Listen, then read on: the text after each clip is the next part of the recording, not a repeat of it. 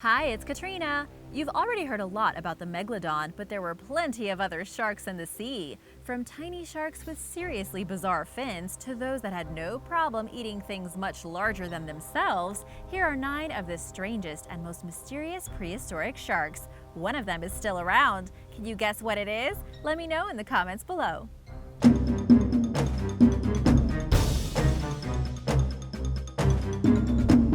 Number 9. Steff Acanthus. Steff Acanthus is an extinct genus of shark-like cartilaginous fish that died out roughly 323 million years ago.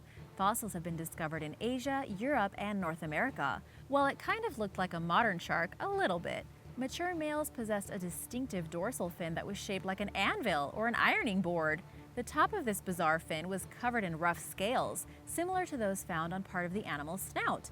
On average, Steff Acanthus wasn't that big, just over 2 feet long. There are several theories that explain the possible purpose of this strange fin. It may have been used in mating rituals since it seems to have only been found on males, or perhaps it was there to scare predators since it could in some way look like a mouth and make it look bigger.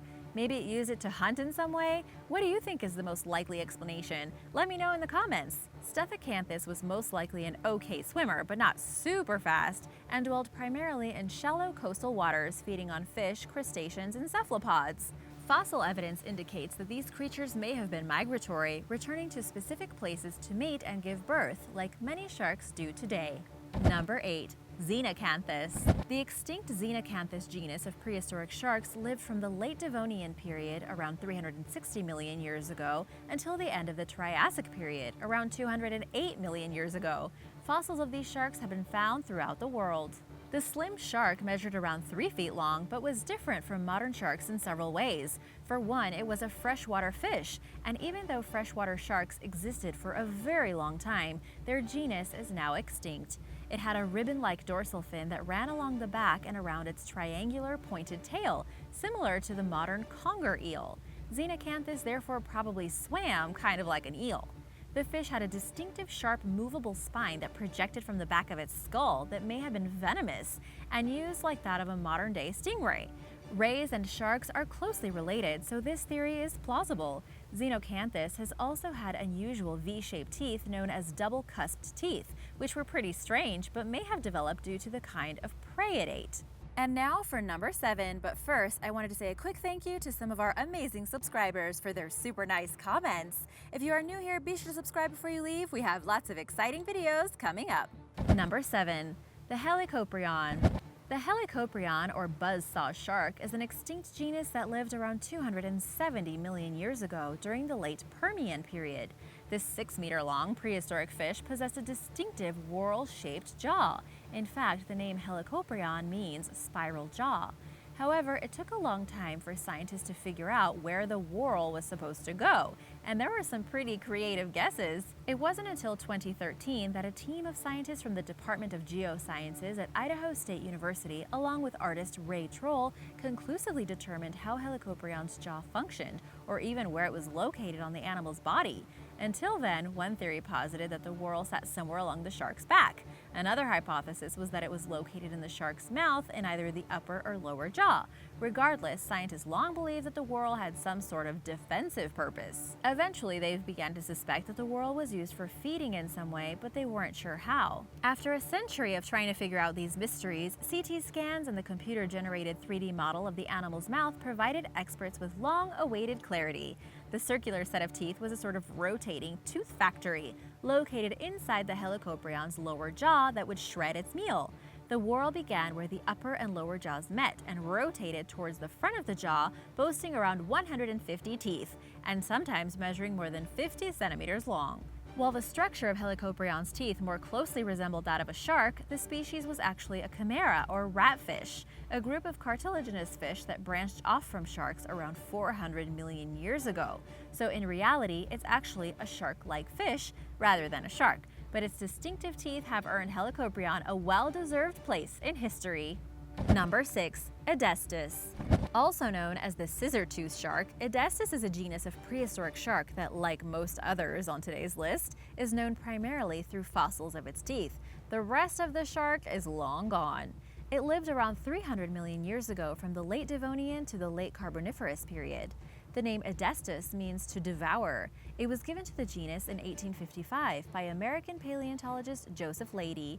This 6.1 meter, 2-ton ancient predator had a mouth shaped like a pair of pinking shears, or scissors with serrated edges. Because the only part of the shark scientists have found evidence of through fossils is its teeth, they are unsure what or how it ate. In fact, researchers won't know much about how Destice lived or died until, or unless, they find a skull. One of the few known facts about this genus is that it possessed a single row of teeth and therefore didn't shed them, unlike most sharks throughout history. It continued growing new teeth, pushing the old ones forward and causing them to protrude from its mouth. The size and degree of curvature in the teeth brackets varied among species. Destice may have incapacitated its prey by using its strange teeth to slash it vertically. Number 5. Acanthodian. Better known as the spiny shark, acanthodians, which are also called acanthodii, were a type of transitional, small extinct fish between sharks and bony fish. It was one of the earliest known jawed vertebrates and existed from roughly 438 million years ago during the Silurian period until about 248 million years ago during the early Permian. Like modern sharks, the spiny shark skeleton was made of cartilage. However, like modern-day ray-finned fish, its fins were supported by bony spines. Also unlike modern sharks, its skin was covered in scale-like tiny rhomboid platelets, which were distinctly patterned. Acanthodian was not very large, measuring only up to 30 centimeters long. However, during its time, it was the largest filter feeder alive. Now, of course, it is the blue whale. That's quite the size difference. Number 4. Cladosilaki. Considered the first true shark, Cladosilaki, also called the scaleless shark, lived around 380 million years ago in the oceans around what would become North America. Well-preserved fossils of Cladosilaki that were found in Cleveland Shale on Lake Erie's south shore taught researchers a lot about the extinct genus. Contained within the fossils were traces of skin, muscle fibers, and internal organs. This 1.8 meter long primitive shark most closely resembled today's mackerel shark. It had some traits of its ancestors, possessing a fish-like head and 7 gills rather than 5 like most modern sharks. Cladosilaki's body was also less muscular and longer than most present-day shark species. It had no scales on most of its body, hence its name, and also lacked dental armor. The only scales Cladosilaki had were on the tips of its fins, mouth, and around its eyes.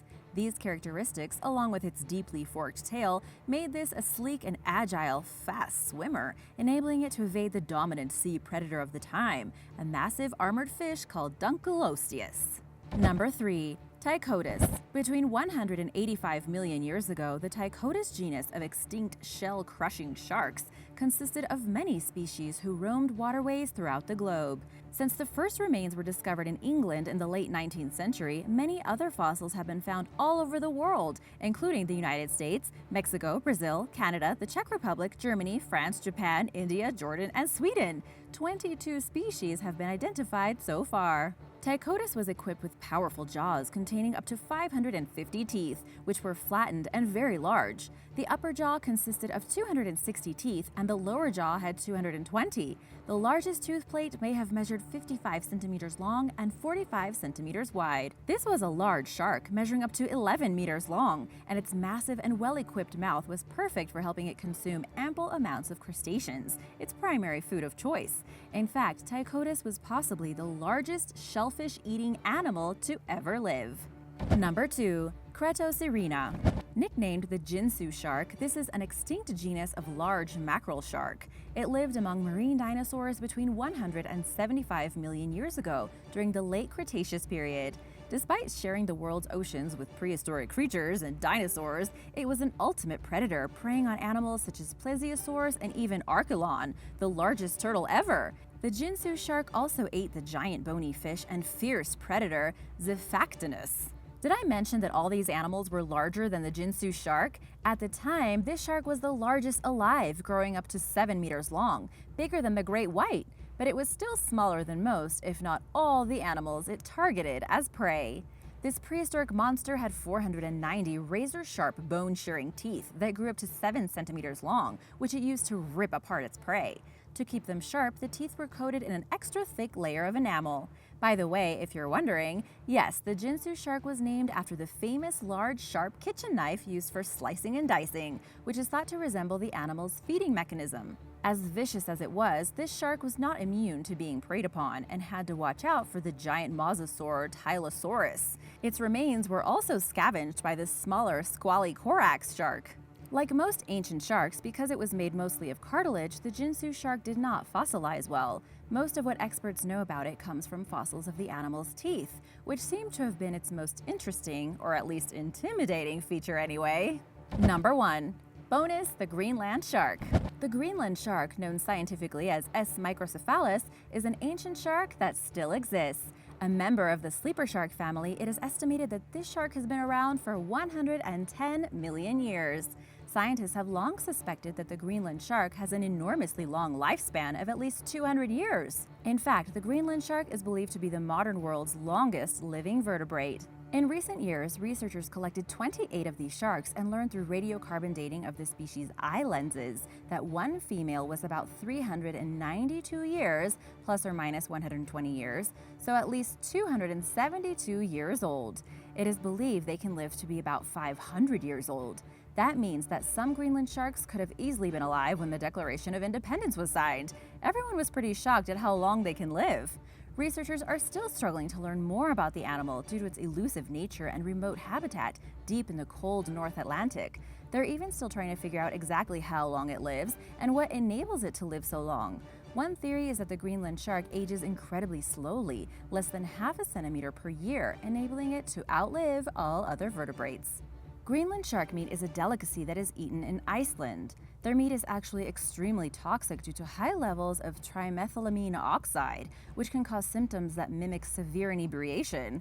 However, as long as it is prepared and fermented properly, it removes the neurotoxins. Would you try eating some shark? Let me know in the comments below. Thanks for watching. Be sure to subscribe if you haven't already, and let me know your favorite shark in the comments below. See you soon. Bye!